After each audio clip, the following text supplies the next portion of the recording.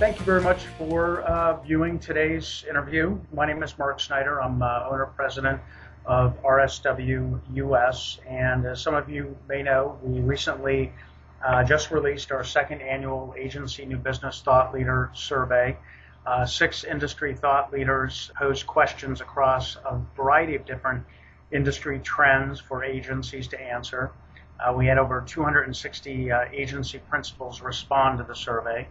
One of the thought leader panelists is Michael Gass, who we're talking with today. Michael is the founder of Fuel Lines Business Development, a firm which provides business development training and consulting services to advertising, digital, media, and PR agencies.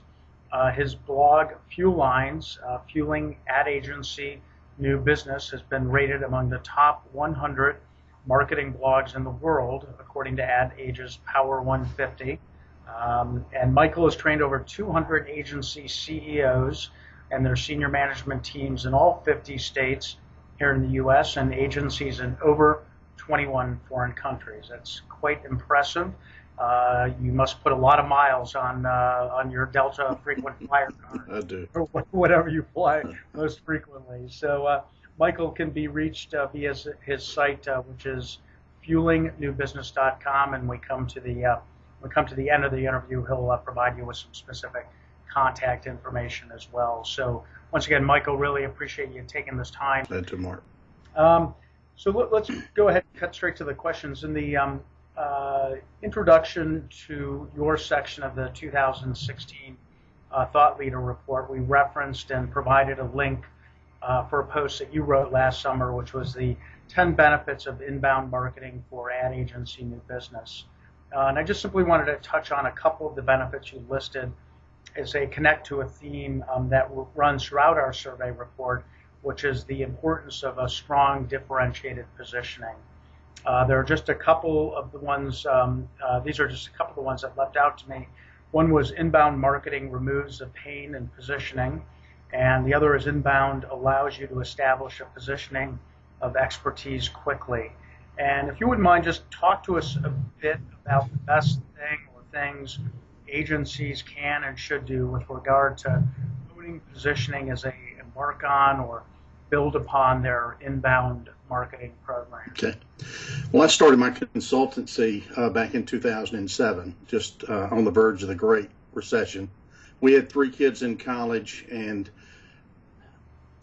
social media, we weren't even talking consistently, calling that channel social media at the time, nor were we referencing inbound.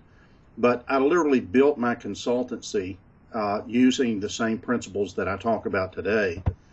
When I was working with agencies, my opinion is, and you know this just as well, positioning is the foundation for new business.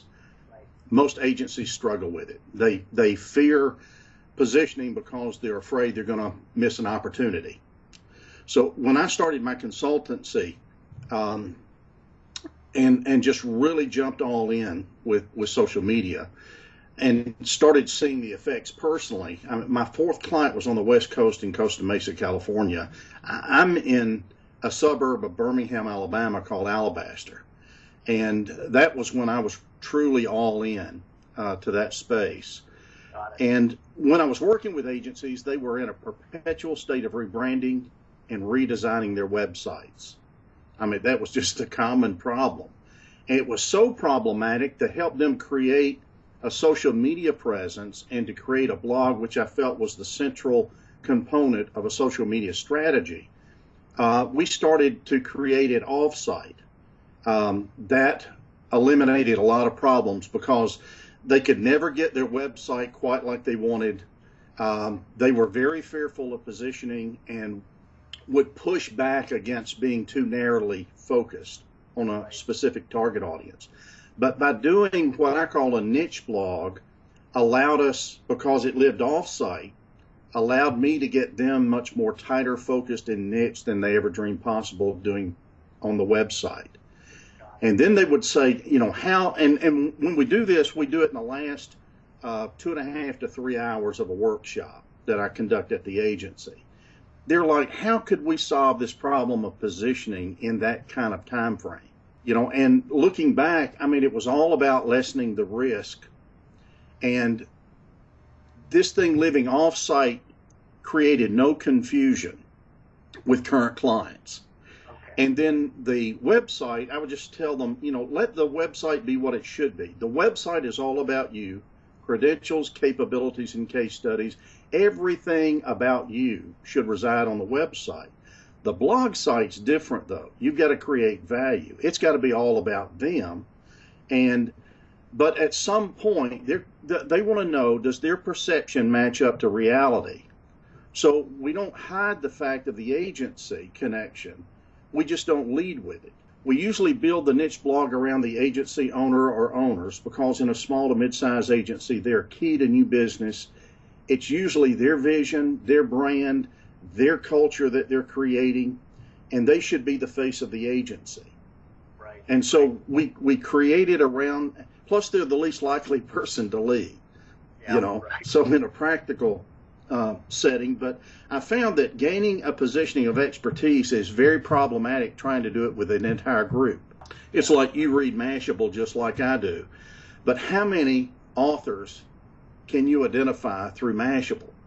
Yeah. And, very few. The more you have, the less known they become. And so building it around the agency owner allowed us to get a positioning of expertise and to be able to do that pretty quick. And most agencies, they needed new business as soon as possible. They couldn't wait, 9, 10, 12 months for this to take effect. And, we've refined a program to kind of gain, laying the foundation to be able to gain that positioning of expertise in a very, very short window.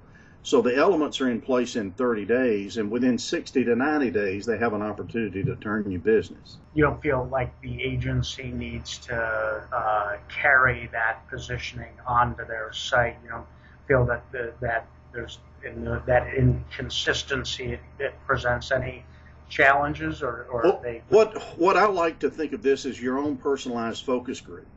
Okay. When they are more willing to be all in is when they've had success. Right. Okay. So, once you start having success like Chiconomy, Holland and Holland Agency had been around here for 25 years, resides in Birmingham. Through their positioning, A Guy's Guide to Marketing to Women, and building it around the agency owner, Stephanie Holland, as being this expert on how to reach women, but her target audience is male advertisers, allowed her to get some national exposure and win national accounts to the point that then she was willing to go all in. Yeah. Okay. So I see what you're saying. It's a focus group or almost like a test market of sorts. And it allows that blog to breathe and grow without the constraints of, the branding struggles that the agency is going through. And it actually will feed those efforts, with the success that they'll have within a particular niche. Another question. I'm curious how our survey respondents compared with benchmarks you probably see in your work. And some of the things we saw in our survey, the number of qualified leads respondents reported attracting on a monthly basis through their assumed inbound programs or their own marketing efforts. About 62% of the agencies we interviewed said that they see between 1 and 4 leads per month. Question, what is reasonable to anticipate in your mind, or what you see with a really fine-tuned inbound marketing program? Well, you should have interactions with your prospective clients on a daily basis. And, I'd also written an article about community development now comes before business development. Okay. And so a lot of it is building that community that you can have engagement with on a daily basis. And the larger that audience, the more prospects, and leads that are going to be coming to the agency, more opportunities.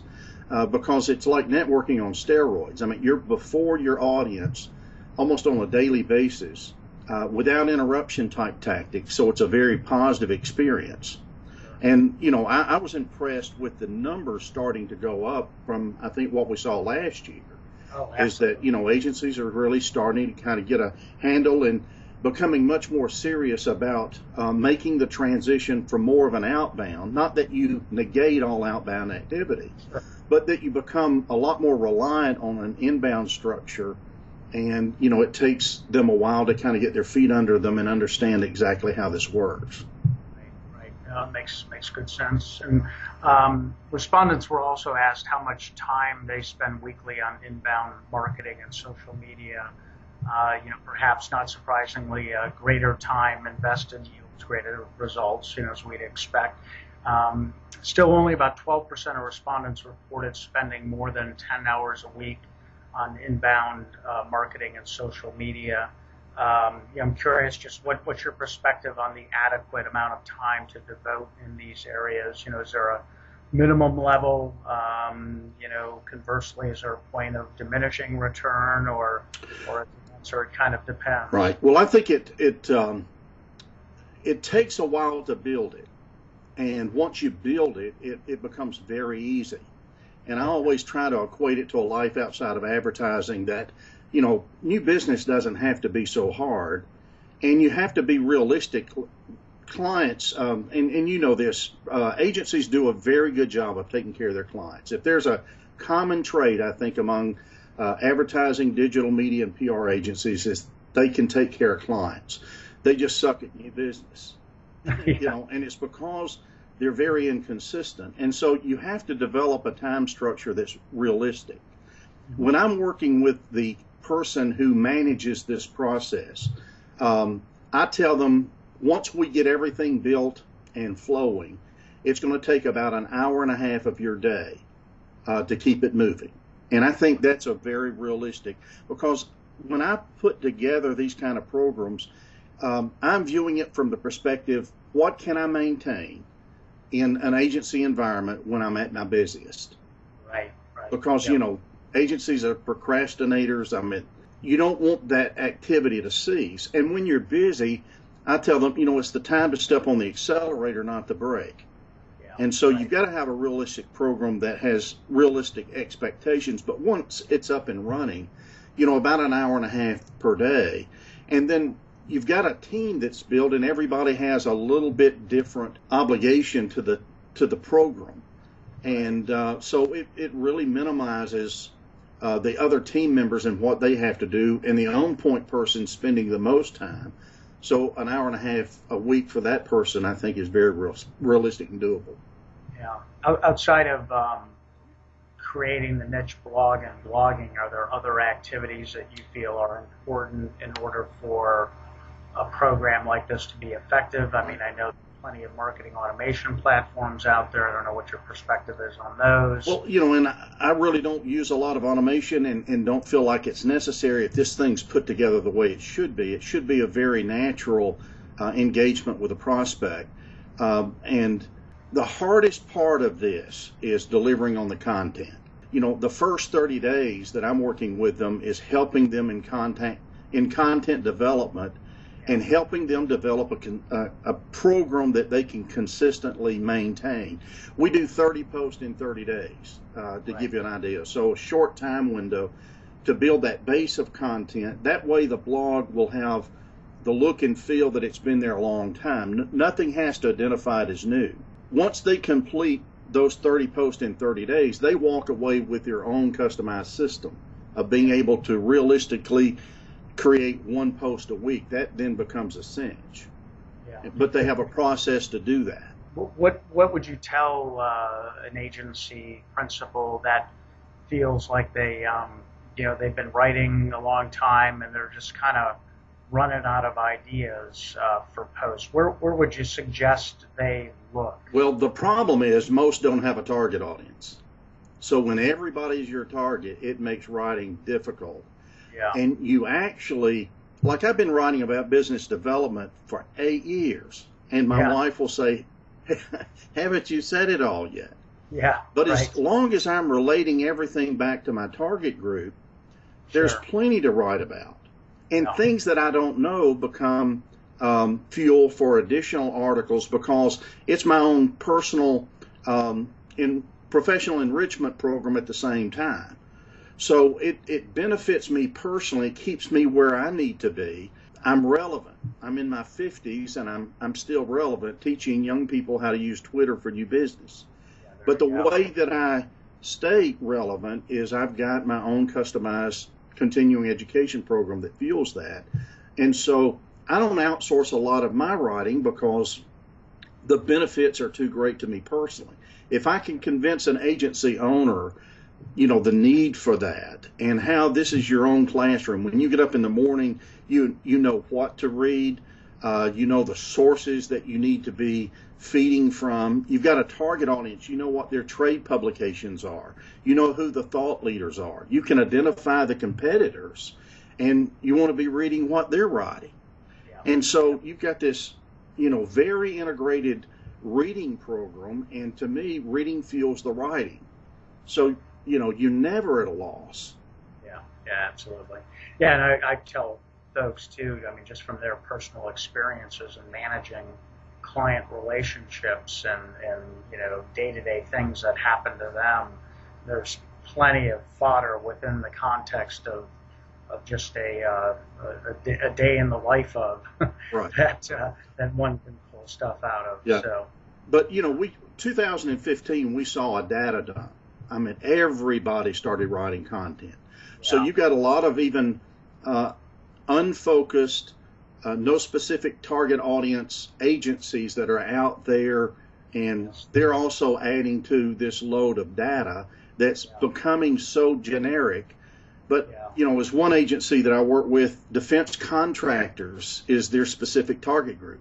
Okay. There's nothing out there for those guys. So, now they're getting speaking engagements and work in Europe, and they're in Norfolk, Virginia. You could take 10 Twitter tips for defense contractor marketing, and make it very specific to a very narrow niche group. Yeah, it definitely is a challenge. I was just talking to a mentor, a friend of mine who operates in the VC space, invests in a lot of technology platforms, and was telling him this morning that it's amazing how saturated the content space has become, and it's a challenge for a lot of agencies. And I think the one way for them to sort of address it is, as you're suggesting, that they've got to get focused. And they've got to pick a space. Yeah. They have to own something, and if they don't, it's just going to be it's going to be time less productively spent for them. When I talk about this is kind of like fishing away from the boat. This doesn't have to interfere with anything. We're going on a fishing expedition, and we're going to fish for a specific fish with a particular bait. We're getting the bait away from the boat so we don't scare off the fish. But it allows you, when you think about it, like for the Barclay Agency, we now have 3 niche blogs for them. One is in the QSR space, and through that single blog, they've replaced the work that they lost from Sonic when that account went away. Then we've got one that's devoted to CPG brands, and it's very specific, and there's a different person that is assigned that role as being the face of that. And then Jeff Fromm, whose father started the Barclay Agency, Jeff owns millennialmarketing.com. And I was just talking to Jeff just yesterday, and he is speaking constantly, and it's generating such good reviews and new business opportunities for them. They own their own conference. They've done primary research. Jeff is now working on his 3rd book. And he continues to write for the blog, but it allows them to have 3 niches and be able to do this well. That's great. So respondents were also asked about the number of staff members who have responsibility for inbound marketing and social media in their firms. The results produced almost a bell curve, with just over 66% saying 2 to 4 people are responsible for these areas. When we plotted leads per month against the number of people involved, we didn't see a huge difference in the results. A variable that was not surveyed was the background experience of the people responsible for inbound marketing and social media. As you observe programs across multiple agencies, what can you say about what makes someone highly effective at inbound marketing? Is there a certain characteristic or type of individual or experience base that you think is important, or what would you tell an agency? Well, I think it's like anything. You really start to understand how inbound works, and it makes it pretty easy. You need a detailed person, though, that manages the process, because there's a lot of moving parts to it. And that person needs to be the rudder of the ship. You've got to, if it's like, we've said before, if everybody's in charge of new business, nobody's in charge. So somebody has to bear the responsibility of making sure that this all works, that content's being written correctly, it's consistent, that you're growing those inbound communities, and there's some proactive things that you can do there to help enlarge those communities in Twitter and Facebook and LinkedIn and Google Plus and even Pinterest and Instagram. There are proactive ways to kind of grow those communities out, but it takes somebody on point to make sure that some of the tools are being used, on a daily basis and those kind of things. That leaves the agency owner with basically doing some of the reading and writing and adding the personal touch. And what a team member can't do on their behalf is add anything that's personal. That's something that they need to get comfortable in the space and being able to do. But then it just takes, minutes out of the day when you total it all up. If you're using your smartphone and your social media apps to add just some of the personal touches of what you're doing and those kind of things. Because, people want to make that emotional connection. And this allows them to do that when they let their hair down, become more personal with social. Do you suggest to agencies that they go beyond just dropping blogs onto their blog site, or is there some measure of activation? You mentioned some of the social platforms. Do you recommend agencies that they sort of, when building this community, try and place content in various places? It's like when we create this new blog, this niche blog, you want to get the next phase. Once you get through content development and you get that base of content, then you're on a more realistic time frame of delivering content. Then it's time to turn up the traffic. And to turn up the traffic, you build a sizable Twitter community. You build your email newsletter that's fed from content that is being derived from the blog. You don't assume that everybody's read it. You more assume that nobody's read it. Yeah, right. And but my newsletter goes out every other week. That's what I recommend on their behalf. And then Twitter, I found that it's acceptable repurposing some of these posts, like the first 30 posts, putting it on a time frame of delivering like one post an hour from 9 o'clock till 5 o'clock. Mixed in with that is some content from other sources, like in your reading program in the mornings.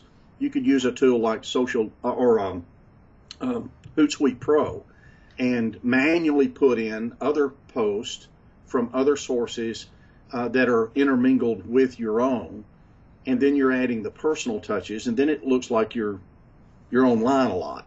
And so it gives people exposure to the content, and as long as the post titles stay the same, I help them to write in an evergreen way, because we want to get a long shelf life from that content. Yeah. So posts that I've written, I was going back through, some are dated back 6-7 years, that are still in circulation and still delivering traffic to the site, and then my search engine rankings just go out the roof because of it. Yeah, that's fantastic. Well, any other last words of advice for agencies? Well, they just have to lose the fear for positioning, and this is a great way to be more narrowly focused than they ever dreamed possible. It allows you to catch some really big fish, because we've got an agency, Sheehan Associates in Louisville, Kentucky. They were primarily a media agency with a very small creative staff, like 3. They wanted to grow that. They wanted to leverage what they knew in their work with Kroger, which was their primary client, the 800-pound gorilla in the room. But they couldn't piss, Kroger off by going after other food groups. So, what could we do? Well, we found that they, working with Kroger, they started a lot of stores. So we built a blog around starting new stores. It's called thestorestarters.com. And resources for great grand openings is their tag. And it's built around Scott Kuhn and Dave Carter, the agency CEO and president and creative director. And they won the Burlington Coat Factory account. This small creative shop of 3 are starting 22 new stores for Burlington this year. It came without a pitch. It came without an RFP. So it's profitable from day one. And they were really positioned as being these store starting gurus, and it allowed them, to pick up a national brand. And, that's the way it's done. Yeah, that's fantastic.